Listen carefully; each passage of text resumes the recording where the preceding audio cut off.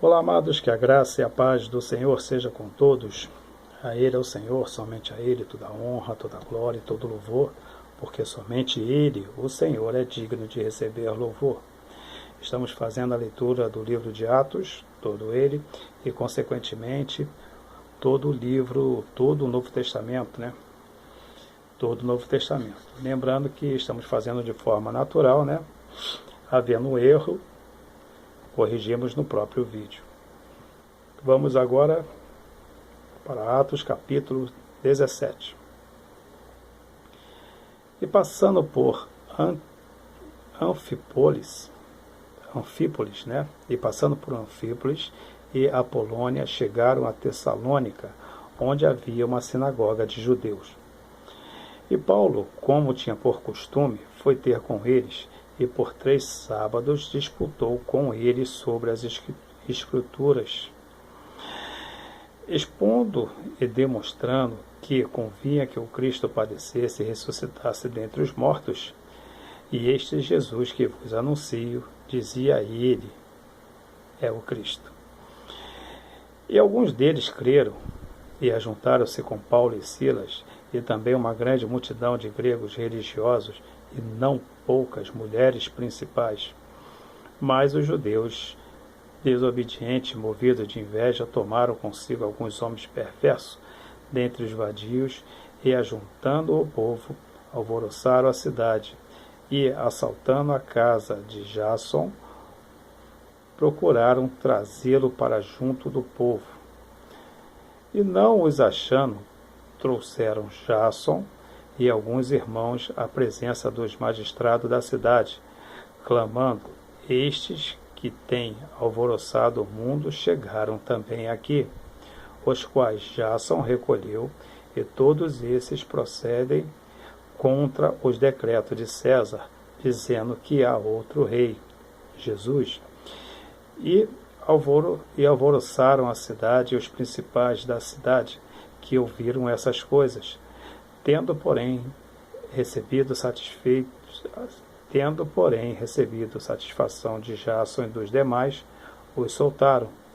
E logo os irmãos enviaram de noite Paulo e Silas a Bereia, e eles, chegando lá, foram à sinagoga dos judeus, onde esses foram mais nobres do que todos os que estavam em Tessalônica, porque de bom grado receberam a palavra, examinando cada dia nas Escrituras se essas coisas eram assim, de sorte que creram muito deles, e também mulheres gregas e da classe nobre, e não poucos homens.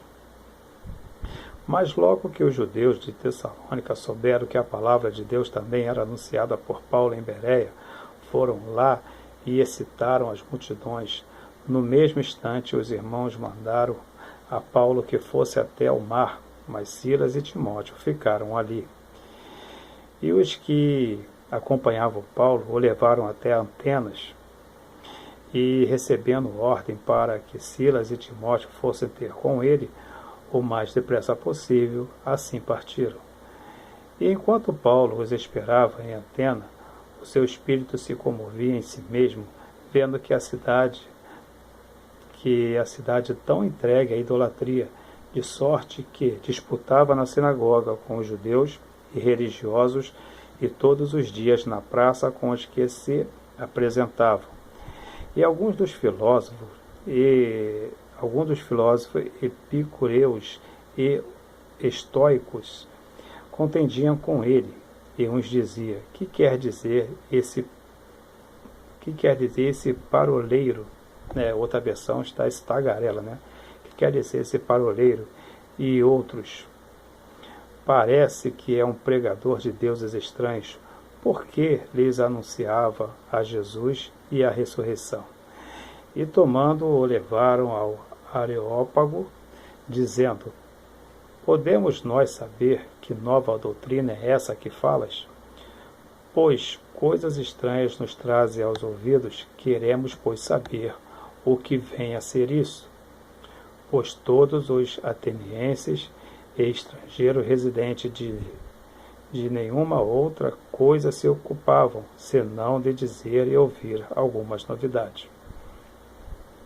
Estando Paulo no meio do Areópago, disse: Homens atenienses, em tudo vos vejo um tanto supersticiosos, porque, passando eu e vendo os vossos santuários, achei também um altar que está escrito ao Deus desconhecido.